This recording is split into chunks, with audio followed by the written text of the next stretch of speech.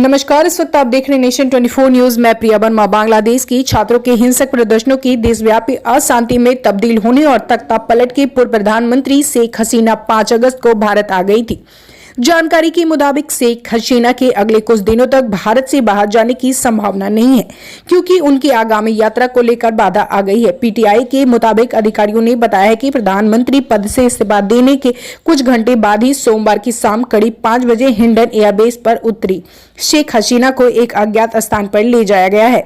उन्हें बेहद कड़ी सुरक्षा के बीच रखा गया है। शेख हसीना भारत से लंदन जाने वाली थी, लेकिन वह दूसरे ऑप्शन पर विचार कर रही हैं, क्योंकि ब्रिटिश सरकार ने संकेत दिया है कि उन्हें किसी के संभावित जांच के खिलाफ ब्रिटेन में कानूनी सुरक्षा मिल सकती है। जानकारी के मुताबिक शेख हसीना ने भारत के रास्ते लंदन जाने की प्लानिंग की थी। उनके सहयोगी ने हिंडन पहुंचने से पहले भारतीय अधिकारियों को इस बारे में सूचित किया था। Sheikh Hasina C-130J military transport aircraft से हिंडन एयरबेस पर उतरी थी। शेख हसीना अपनी बहन शेख रेहाना के साथ अस्थायी शरण लेने गई थी।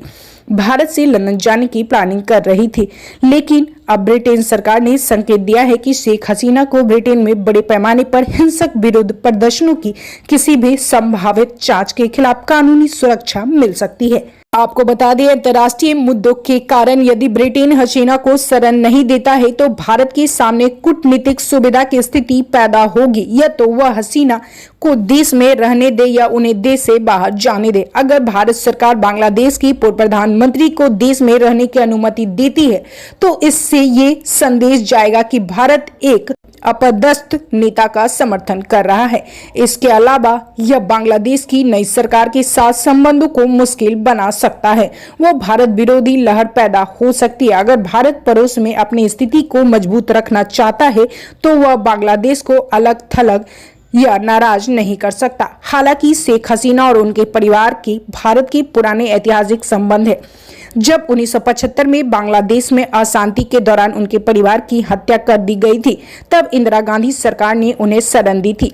इसके अलावा अपने 15 साल के कार्यकाल में उन्हें भारत की सुरक्षा हितों का सम्मान किया और बांग्लादेश का इस्तेमाल भारत के खिलाफ नहीं होने दिया।